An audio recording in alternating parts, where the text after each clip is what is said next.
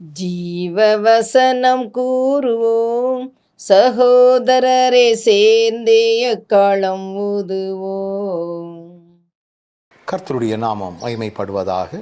கிறிஸ்துவுக்குள் அன்பானவர்களே, இந்த நாளிலும் ஜீவ வார்த்தை ஒன்றை நாம் கேட்போம். எபேசியருக்கு எழுதின நிருபம் 1வது அதிகாரம் 2வது வசனம் இப்படி சொல்லுகிறது: நம்முடைய பிதாவாகிய தேவனாலும் கர்த்தராகிய இயேசு கிறிஸ்துவினாலும் உங்களுக்கு கிருபையும் சமாதானமும் உண்டாவதாக.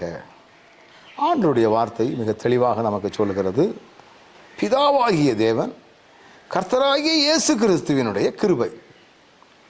ஒரே வசனத்தில் பிதாவை குறித்தும் சொல்லப்பட்டிருக்கிறது, இயேசு கிறிஸ்துவை குறித்தும் சொல்லப்பட்டிருக்கிறது. என்னையா அப்போ பிதா வேற கிறிஸ்து வேறையா அப்படின்னு நம்ம நினைக்கக்கூடாது. 2 பேரும் ஒருவர் தான். ஆனால் வேதவசனம் மிக தெளிவாய் சொல்லுகிறது, பிதாவாகிய தேவனுடைய, அதாவது பிதாவாகிய தேவனாலும்.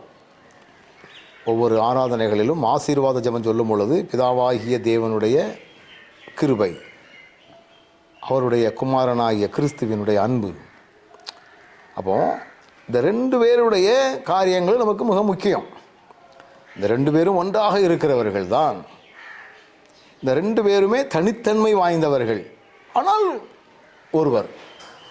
இதை புரிந்து பிதாவாகிய தேவனிடத்தில் கிறிஸ்துவாகிய இயேசு கிறிஸ்து வழியாகத்தான் நம்மால் செல்ல முடியும்.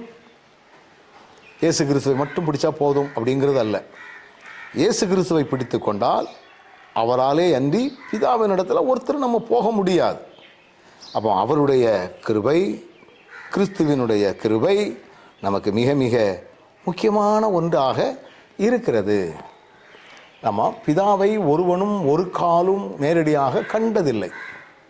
குமாரனாகிய கிறிஸ்துவை அதை நமக்கு வெளிப்படுத்தி இருக்கிறார். பிதாவினுடைய சாயல் இப்படி தான் இருக்கும்.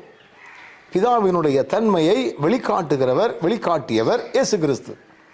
எனவே அந்த அடிச்சுவடுகளை நாம் பின்பற்றி பிதாவோடு நெருங்கி சேரக்கூடிய ஒரு பெரிய சிலாக்கியத்தை ஆண்டவர் நமக்கு கிருபையாக தருகிறார். அந்த பிதாவாகிய தேவனாலும் கர்த்தராகிய இயேசு கிறிஸ்துவினாலும் நமக்கு கிருபையும் சமாதானமும் தொடர்ந்து உண்டாகட்டும். நல்ல ஆண்டவரே, உம்மையும் நீர் அனுப்பின பிதாவாகிய ஆண்டவரே குமாரனாகிய கிறிஸ்துவையும் அறிவதே நித்திய ஜீவன்.